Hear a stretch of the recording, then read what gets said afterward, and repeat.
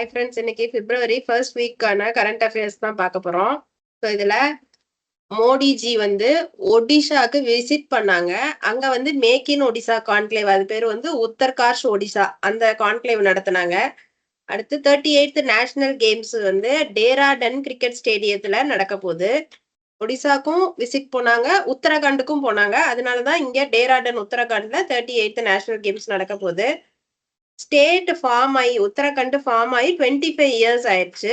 யோகாவையும் மலக்கம்பையும் first time include பண்ணியிருக்காங்க. இது வந்து ஒரு இம்பார்ட்டன்டான கரண்ட் அஃபேர்ஸ். அடுத்தது வந்து CSIR Indian Institute of Toxicology Research அப்படின்ற சென்டரும் Council of Scientific and Industrial Research அப்படின்றதும் எங்க இருக்குன்னா லக்னோ உத்தரப்பிரதேஷ்ல இருக்கு. ஸோ அடுத்தது ONDC open network for digital commerce அப்படின்றது வந்து ஒரு ஒரு விஷயம் ஆரம்பிச்சிருக்காங்க. அது பேர் வந்து trade enablement and marketing initiative. இதை வந்து எஸ்எம்இ ஹெல்ப் பண்றதுக்காண்டி இதை கொண்டு வந்திருக்காங்க. அடுத்தது இந்தியாவோட ஃபர்ஸ்ட் ஆர்கானிக் ஃபிஷரிஸ் கிளஸ்டர் வந்து எங்க இருக்குன்னா சிக்கிம்ல இருக்கு. ஸோ சிக்கிம்ல இந்த ஃபிஷரிஸை டெவலப் பண்றதுக்கு முக்கிய பங்கு வகிக்கிறது வந்து NABARD, national bank for agriculture and rural development. So இந்த நபார்டோட ஹெட் குவார்ட்டர்ஸ் எங்க இருக்கு, அதோட சேர்மன் யாரு, இதெல்லாம் வந்து எனக்கு தெரிஞ்சா கமெண்ட் பண்ணுங்க. So make in Odisha conclave வந்து புவனேஸ்வர்ல நடந்ததுங்க, ஒடிசாவோட கேபிட்டல்ல. அடுத்து அக்ரி ஹப் அப்படின்னு ஒரு விஷயத்த ஐஐடி இண்டோரும் நம்மளோட ministry of electronics and information டெக்னாலஜியும் சேர்ந்து ஒரு ஹப் கிரியேட் பண்ணியிருக்காங்க. ஸோ ஆர்டிஃபிஷியல் இன்டெலிஜென்ஸ் மூலமா அக்ரி செக்டாரை வந்து மேம்படுத்துறது தான் இதோட வேலை. ஸோ அதுல வந்து புதுசா வந்திருக்க ஸ்டார்ட் அப்புக்கு ஐடியாஸ் கொடுக்கறது, அப்புறம் இண்டஸ்ட்ரியோட அவங்கள டைப் பண்ணி கொடுக்கறது, டெக்னாலஜிக்கல் சப்போர்ட் நிறைய கொடுக்கறது, இதெல்லாம் தான் அதுல பண்ண போறாங்க. ஸோ அடுத்தது ட்ராபெக்ஸ் 25 அப்படின்ற எக்ஸசைஸ், அது வந்து நேவி எக்ஸசைஸுங்க. இதுல வந்து இந்தியாவோட ஆர்ம்டு ஃபோர்ஸஸ்லாம் வந்து இதுல கலந்துக்க போறாங்க. இந்தியன் நேவி, ஆர்மி, ஏர்ஃபோர்ஸ் எல்லாருமே இந்தியன் ஓஷன்ல நடத்த போறாங்க. 3 பேருமே சேர்ந்து. வெளிநாட்டுல இருந்தும் நேவி மட்டும் சேர்ந்துக்கிறாங்கன்னு நினைக்கிறேன்.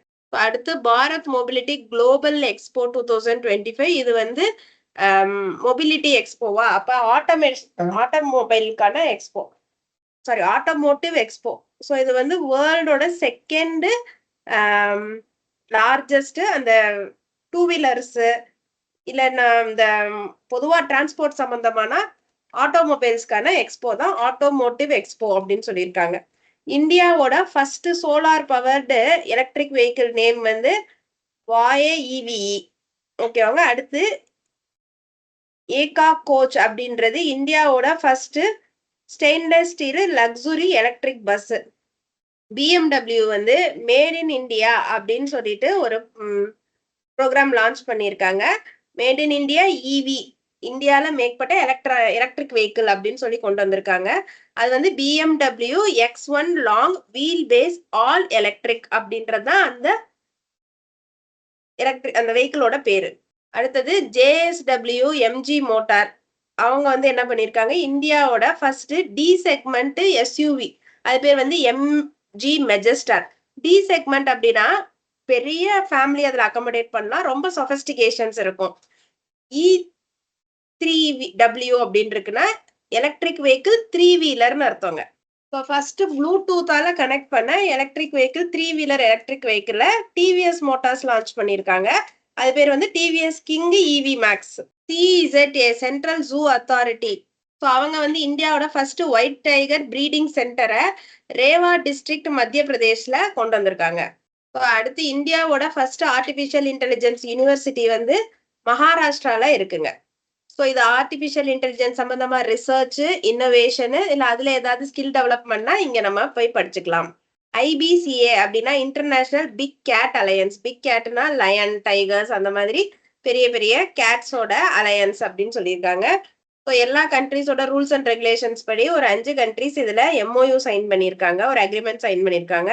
ஸோ இது எது வழியா இந்த IBCA எஸ்டாப்ளிஷ் பண்ணியிருக்காங்க அப்படின்னா நேஷனல் டைகர் கன்சர்வேஷன் அத்தாரிட்டி வழியா தான் இதை வந்து கொண்டு வந்திருக்காங்க.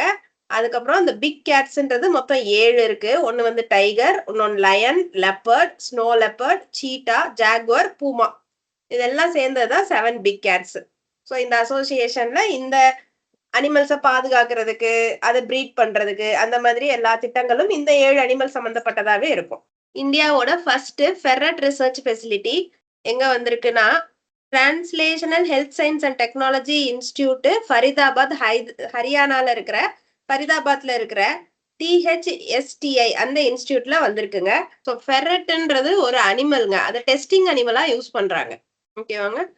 இவங்க கார்ப் இனி திருஷ்டி அப்படின்ற ஒரு டேட்டா ரெபாசிட்டரியும் கொண்டு வந்திருக்காங்க. அதுல எல்லா டேட்டாஸும் இருக்கும். ரிசர்ச் பண்ற அனிமல்ஸ் பத்தின டேட்டாஸ் எல்லாம் இருக்கும். INCOIS 26th foundation day celebrate பண்ணியிருக்காங்க. ஸோ ஆரம்பிச்சு 26 வருஷங்கள் ஆயிடுச்சுன்றது Indian National Centre for Ocean Information Services. So இது வந்து எதுக்கு கீழே வருது? இன்காய்ஸ் எதுக்கு கீழே வருதுன்னா ESSOக்கு கீழே வருது. ESSOனா Earth System Science Organisation. So அடுத்தது DTAனா double taxation avoidance agreement. So Guinea eliminates HAT disease இருக்கு. ஹார்ட்னா ஹியூமன் ஆப்பிரிக்கன் ட்ரிபானோசோமியாசிஸ். அதை வந்து ஸ்லீப்பிங் சிக்னஸ்னு சொல்லுவாங்க. எப்ப பார்த்தாலும் தூக்கம் வந்துட்டே இருக்கும், தூங்கிட்டே இருப்பாங்க. ஸோ அடுத்தது ஹூ டிக்ளேர்ஸ் நைஜர், அதுதான் ஃபர்ஸ்ட் கண்ட்ரி டு எலிமினேட் ஆன்கோசிர்சியாசிஸ் அப்படின்னு ஒரு நோயை. அந்த நோயோட மீனிங் வந்து ரிவர் பிளைண்ட்னஸ்ங்க. ஸோ அந்த வைரஸ் பேர் வந்து ஆன்கோரியா வால்வீரியா. நம்மளுக்கு வந்து கண்ணு தெரியாம போயிருங்க. அந்த அந்த ஆர்கானிசம் இருக்கிற தண்ணியில நம்ம குளிச்சோம்னா நம்மளுக்கு வந்து கண்ணு தெரியாது. அதுதான் வந்து விஷன் இம்பேர்மெண்ட் கொண்டு வர்றது ரிவர் பிளைண்ட்னஸ். ஸோ நைஜர் கண்ட்ரில அது வந்து இல்ல அப்படின்னு சொல்லியிருக்காங்க. ஸோ எக்ஸ், அதாவது முன்னாடி ட்விட்டரா இருந்தது, இப்ப எக்ஸ்ன்னு எலன் மஸ்க் வாங்கினதுக்கு அப்புறம் பேர் மாற்றம் பண்ணியிருக்காங்க. அது வந்து ஃபர்ஸ்ட் டிஜிட்டல் வேலட் வந்து கொண்டு வந்திருக்காங்க. அது பேர் வந்து எக்ஸ் மணி. ஸோ இதுக்கு யாரு பார்ட்னர் பண்ணியிருக்காங்கன்னா விசாவோட சேர்ந்துதான் இதை எக்ஸ் மணின்னு பேர் மாத்திருக்காங்க. ஸோ விசாவோட அப்ரிவேஷன் பாருங்க, visitors international stay admission. So Forbes வந்து டாப் 10 மோஸ்ட் பவர்ஃபுல் கண்ட்ரிஸ் கொடுத்துருக்காங்க. அதுல USA தான் ஃபர்ஸ்ட் பிளேஸ்ல இருக்கு. இந்தியா வந்து 12th பிளேஸ்ல இருக்கு. ஸோ பேசஞ்சர் போர்டு ஆகுறது, டொமஸ்டிக் பிளேஸ்ல பேசஞ்சர் போர்டு ஆகுறதுல இந்தியா தான் டாப்பா இருக்கு அப்படின்னு சொல்லியிருக்காங்க. ஸோ இது யார் இந்த ரிப்போர்ட் கொடுத்துருக்காங்க அப்படின்னா IATA International Air Transport Association தான் இந்த ரிப்போர்ட்டை கொடுத்துருக்காங்க.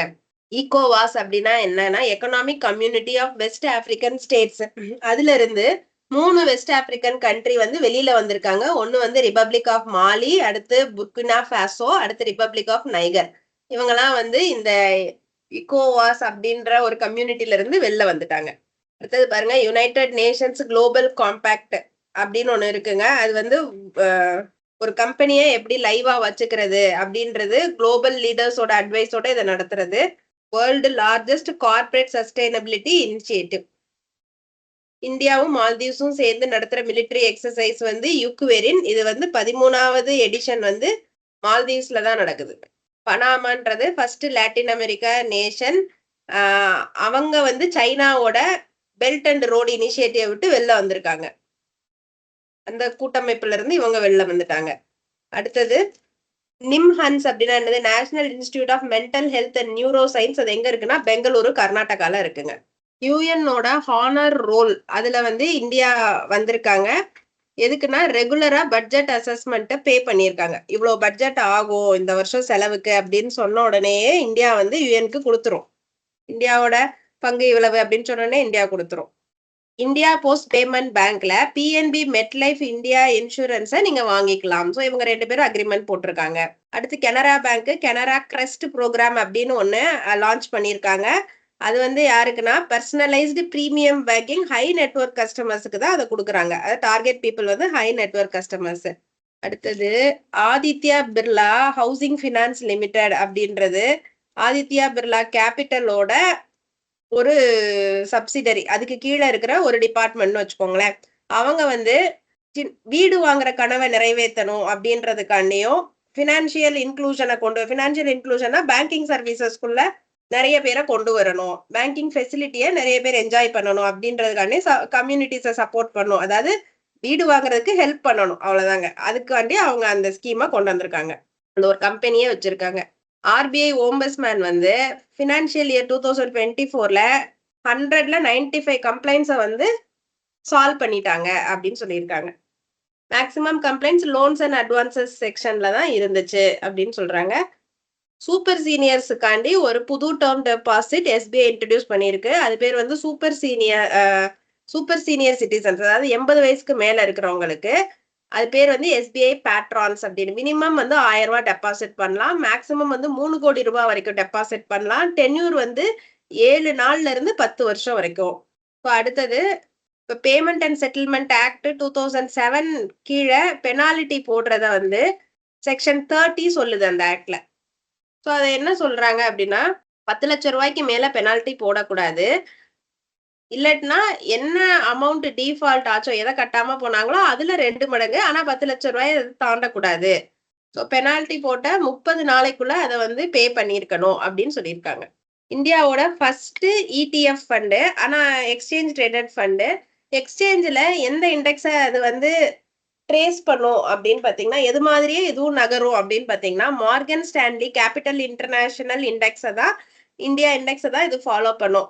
அந்த இது வந்து Kotak MCSI India exchange traded fund. இப்போ எக்ஸ்சேஞ்ச் ட்ரேடட் ஃபண்ட் அப்படின்னா, ஏற்கனவே இருக்கிற ஒரு எக்ஸ்சேஞ்சில் நல்லா ட்ரேட் ஆயிட்டு இருக்கிற ஒரு ஃபண்டை அப்படியே இது ஃபாலோ பண்ணுங்க. இப்ப கோல்டு ETF ஃபண்ட்ஸ் நீங்க கேள்விப்பட்டிருப்பீங்க.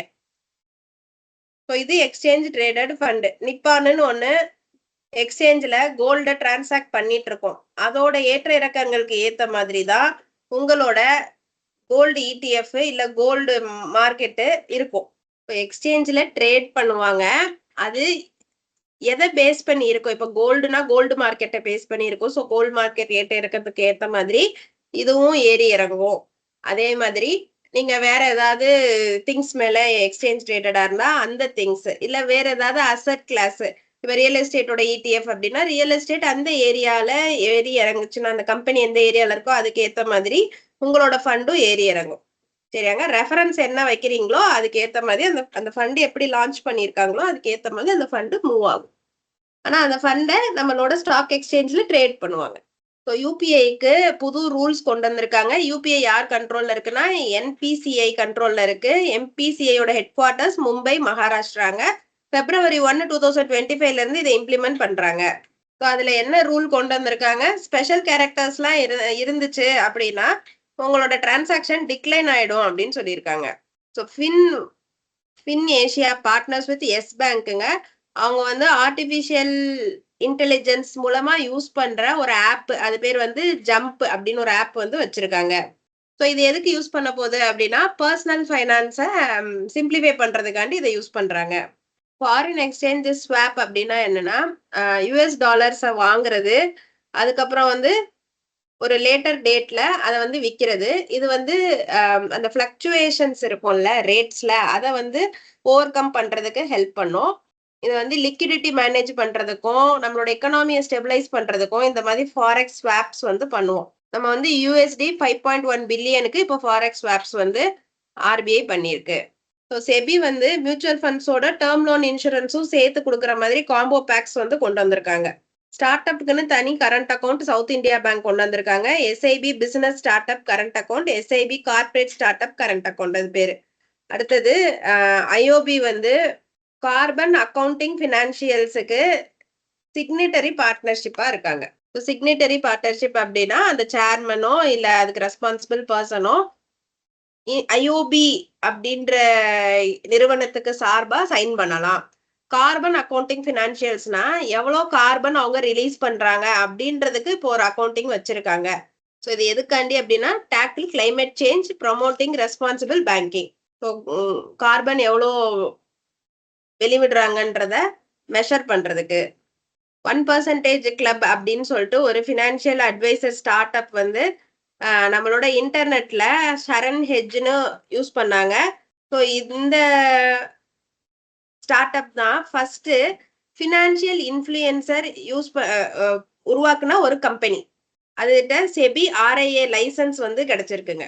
ரெஜிஸ்டர்ட் இன்வெஸ்ட்மெண்ட் அட்வைசர் லைசன்ஸ் வந்து செபி அந்த கம்பெனிக்கு கொடுத்துருக்கு 1% கிளப்புக்கு. ஸோ இந்த ஃபிரிம்ல மினிமம் ஒர்த் வந்து எவ்வளோ இருக்கணும்? 25 lakhs இருக்கணும். Non banking financial company micro finance செக்டார்ல இந்தியாலே பெரிய கம்பெனி வந்து கிரெடிட் ஆக்சஸ் கிராமின் லிமிடெடுங்க. அவங்களுக்கு $50 மில்லியன் லோன் வாஷிங்டன்ல இருந்து இன்டர்நேஷனல் ஃபினான்ஸ் கார்பரேஷன் கொடுத்திருக்காங்க. இன்டர்நேஷனல் ஃபினான்ஸ் கார்பரேஷன் வேர்ல்டு பேங்க்ல இருக்கிற ஒரு அமைப்புங்க. வேர்ல்ட் பேங்க் குரூப்ல அது ஒரு அமைப்பு. இதோட ஹெட் குவார்ட்டர்ஸ் வாஷிங்டன். ஸோ அவங்க நம்ம கிரெடிட் ஆக்சஸ் கிராமின் லிமிடெட் அதுக்கு வந்து 50 மில்லியன் லோன் கொடுத்திருக்காங்க. $50 மில்லியன். ஆர்பிஐயால ரிஜிஸ்டர் பண்ணப்பட்ட என்பிஎஃப்சில கவர்மெண்ட் மார்க்கெட் பிளேஸோட சைன் பண்ணியிருக்கிற முதல் என்பிஎஃப்சின்னு கேட்டாங்கன்னா 121 ஃபினான்ஸ் பிரைவேட் லிமிடெடுங்க. இது ஜெய்ப்பூர் ஹெட் குவார்ட்டர்ஸ் இதுக்கு. ஸோ கவர்மெண்ட் மார்க்கெட் பிளேஸ் ஷஹாய் 2.0 அப்படின்ற ப்ரோக்ராம டிசிஎஸும் பெர்ஃபியோ சாஃப்ட்வேர் சொல்யூஷனும் சேர்ந்து ஆரம்பிச்சிருக்காங்க. ஸோ இந்த சஹாய் 2.0 உடைய எய்ம் வந்து என்னன்னா எம்எஸ்எம்இக்கு இந்த பிளாட்ஃபார்மை ரொம்ப யூசேஜா கொடுக்கணும், ஈஸியா ஆக்சஸ் பண்ற மாதிரி வச்சுக்கணும். ஸோ லெண்டர்ஸ்க்கு ஈஸியா இருக்கணும், கடன் கொடுக்குறவங்களுக்கு இந்த பிளாட்ஃபார்ம் பயங்கர ஈஸியா இருக்கணும் அப்படின்னு சொல்லியிருக்காங்க. ஆஃப்லைன் டிஜிட்டல் பேமெண்ட், அதாவது இன்டர்நெட் கனெக்ஷன் இல்லாமையே நீங்க வந்து அதாவது பேமெண்ட்ஸ் பண்ணலாம் அப்படின்னு சொல்லி ஒரு கான்செப்டை டெஸ்ட் பண்றதுக்கு ரெகுலேட்டரி சாண்ட் பாக்ஸை வந்து கொண்டு வந்திருக்காங்க. ஸோ இந்த ஆஃப்லைன் டிஜிட்டல் பேமெண்ட் பேர் வந்து என்னதுன்னா ஆன் டேப். ஸோ இந்த டெஸ்ட் ஃபேஸ்ல தமிழ்நாடுவை பேஸ் பண்ண ஒரு கம்பெனி செலக்ட் ஆயிருக்காங்க, எக்ஸ்டோ India technologies private limited. So regulatory சாண்ட் பாக்ஸ்னா குறிப்பிட்ட இடத்துல அதை டெஸ்ட் பண்ணி பார்ப்பாங்க, கண்ட்ரோல்டு என்விரான்மெண்ட்ல அதை டெஸ்ட் பண்ணி பார்ப்பாங்க. ஸோ இந்தியா என்ஆர்ஐஸ் கனடியன் டாலர்ஸ்லயே பில்ஸ் பே பண்ணிக்கலாம். எந்த ஆப்பை யூஸ் பண்ணினா Beacon money application app. So நம்மளோட பாரத் பில் பேமெண்ட் சர்வீசஸ் மூலமா கனடியன் டாலர்ஸை இந்தியாவுக்கு வர என்ஆர்ஐஸ் வந்து டைரக்டா பில் பேமெண்ட்ஸ்க்கு யூஸ் பண்ணிக்கலாம். இதுக்கு ஃபினான்ஷியல் சர்வீஸ் கொடுக்கறது எஸ் பேங்க். ஸோ இது எதை பேஸ் பண்ணி இதை கொண்டு வந்திருக்காங்க அப்படின்னா ருபி டிராயிங் அக்ரிமெண்ட்டை பேஸ் பண்ணி கொண்டு வந்திருக்காங்க. ருபி டிராயிங் அக்ரிமெண்ட்னா என்ன? கிராஸ் பார்டர் ரெமிட்டன்ஸுங்க. ஃபாரின் பேங்க்ஸ்ல இருந்து நம்ம என்ஆர்ஐஸ்க்கு பணம் கொண்டு வரதுக்காண்டி நம்ம வந்து டைப் பண்ணியிருப்போம், அதுதான் ருபி டிராயிங் அக்ரிமெண்ட். ஸோ இதுல ஆத்தரைஸ்டு டீலர் பேங்க்ஸ், அதுல கேட்டகரி 1 பேங்க்ஸ் என்ஆர்ஐயோட டைப் பண்ணியிருப்பாங்க. எக்ஸ்சேஞ்ச் ஹவுஸ் டைப் பண்ணியிருப்பாங்க. ஃபினான்ஷியல் ஆக்ஷன் டாஸ்க் ஃபோர்ஸ்ல கரெக்டா இருக்கிற கண்ட்ரிஸோட மட்டும்தான் நம்ம ருபி டிராயிங் அக்ரிமெண்ட் போட்டிருப்போம். ஸோ ருபி டிராயிங் அக்ரிமெண்ட்னா ரொம்ப சிம்பிள்ங்க. என்னதுன்னா அவுட் சைட்ல இருக்கிறவங்க இந்தியாவுக்கு ருபீஸ்ல மணி அனுப்புறாங்க. அதாவது என்ஆர்ஐஸ்னா இந்தியா விட்டு வெளியில இருக்கிறவங்க இந்தியாவுக்கு ருபி அனுப்பும்போது, இந்தியாவுக்கு பணம் அனுப்பும்போது ருபீஸ்ல அனுப்பணும். ஸோ வேற கரன்சில கன்வெர்ட் பண்ணி அனுப்ப வேண்டாம். அதை இப்போ கனடியன் டாலர்ஸ்லயே கட்டிக்கலாம் அப்படின்னு சொல்லி கொண்டு வந்திருக்காங்க. ஓகேவாங்க, அந்த பியோகான் ஆப் மூலமா. கருடா ஏரோஸ்பேஸ் வந்து ஃபர்ஸ்ட் ட்ரோன் சிட்டி ஆந்திர பிரதேஷ்ல கன்ஸ்ட்ரக்ட் பண்றதுக்காண்டி 100 கோடி ரூபாய் இன்வெஸ்ட் பண்ணியிருக்காங்க. இந்தியாவோட லார்ஜஸ்ட் கிரீன் அமோனியா பிளான்ட் வந்து எங்க இருக்குன்னா ஒடிஷால இருக்கு. ரைசல் வந்து இந்தியாவோட GDP for the financial year 2026க்கு 6.5% சொல்லியிருக்காங்க. அவின்யா 25ம் வசுதா ஸ்டார்ட் அப், இந்த 2 சேலஞ்சஸும் எதுக்குன்னா ஸ்டார்ட் அப் மூலமா ஏதாவது ஒரு குரோத்தை கொண்டு வர்றதுக்காண்டி இந்த சேலஞ்சஸ்லாம் கொண்டு வராங்க. இது வந்து இந்தியா எனர்ஜி வீக்குக்காண்டி நடத்தப்படுற ப்ரோக்ராம்ஸுங்க. இது எப்போ எனர்ஜி வீக் எப்போனா February 11 to 14. So best international cricketers 2023 to 24 யாருன்னா ஜஸ்பிரித் பும்ராவும் சிம்ரிதி மந்தனாவுங்க. ஸோ யூனிவர்சிட்டி ஆஃப் சூசெக்ஸ் வந்து நோவல் நேவல் டாட்டாக்கு வந்து டாக்டரேட் பட்டம் கொடுத்துருக்காங்க. இந்த யூனிவர்சிட்டி ஆஃப் சூசெக்ஸ் எங்க இருக்குன்னா இங்கிலாந்துல இருக்குங்க.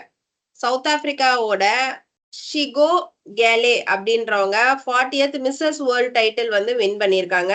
First black South African woman to win the 40th edition of Mrs World title 2025. ஓகேவாங்க, இவங்களுக்கு 33 வயசு ஆகுதுங்க. சந்திரிகா கிருஷ்ணமூர்த்தி டாண்டான், அவங்க வந்து ஒரு இந்தியன் அமெரிக்கன் ஆண்டர்பிரனர், அதுக்கடுத்து வோக்கலிஸ்ட் பாடகரும் கூட. அவங்க வந்து first Grammy award under the category best new age அப்படின்றதுல வாங்கியிருக்காங்க.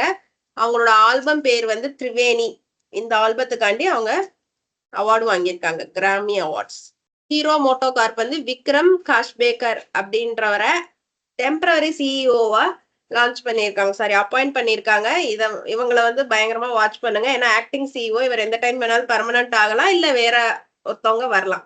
So whenever there is a change அது வந்து உங்களுக்கு கொஸ்டின்ல ரிஃப்ளெக்ட் ஆகிறதுக்கு நிறைய சான்சஸ் இருக்குங்க. ராஜேஷ் நிர்வான் அப்படின்றவர் வந்து டைரக்டர் ஜெனரல் எதுக்குன்னா BCAS Bureau of Civil Aviation செக்யூரிட்டிஸோட டைரக்டர் ஜெனரல்ங்க. Tata communications payment solutions limited அதுதான் TCPSL. ஸோ இவங்க தான் ஒயிட் லேபிள் ஏடிஎம்ஸ் எல்லாம் வந்து ஆப்ரேட் பண்ணிட்டு இருந்தாங்க. அவங்களோட ஒயிட் லேபிள் ஏடிஎம்ஸ் ஃபுல்லாத்தையும் டிரான்சாக்ஷன் சொல்யூஷன்ஸ் இன்டர்நேஷனலுக்கு விற்கிறாங்க. ஸோ இந்த டிரான்சாக்ஷன் சொல்யூஷன்ஸ் இன்டர்நேஷனலோட பேரண்ட் கம்பெனி பேர் வந்து ஃபிண்டி. அது வந்து ஒரு ஆஸ்திரேலியன் ஃபின்டெக் கம்பெனி. அதாவது சாஃப்ட்வேர் ஆனால் ஃபினான்ஸ் ரிலேட்டடான சாஃப்ட்வேர் கம்பெனியை தான் நம்ம ஃபின்டெக் கம்பெனிஸ் அப்படின்னு சொல்லுவோம்.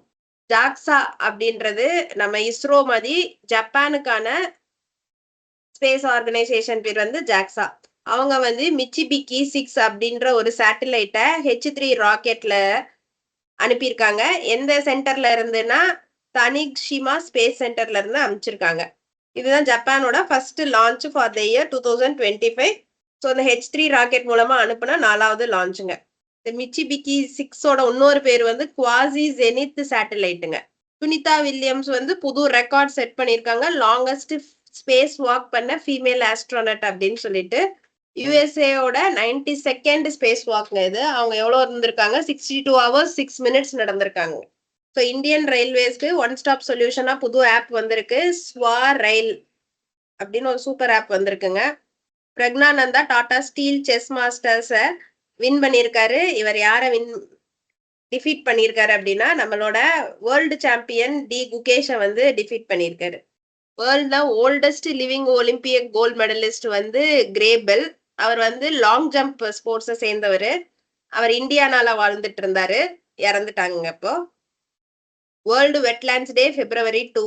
ஸோ அடுத்து ஹிமாச்சல் பிரதேஷ்ல வந்து first 1 megawatt green hydrogen plant எங்க வந்திருக்குன்னா சோலன் டிஸ்ட்ரிக்ட்ல. அதை வந்து அவங்க சிஎம் வந்து ஆரம்பிச்சு வச்சாங்க, கிரீன் ஹைட்ரஜன் பிளான்ட். ஸோ இதோட February 1st வீக்கான கரண்ட் அஃபேர்ஸ் முடிஞ்சிருச்சு ஃப்ரெண்ட்ஸ். தேங்க்யூ.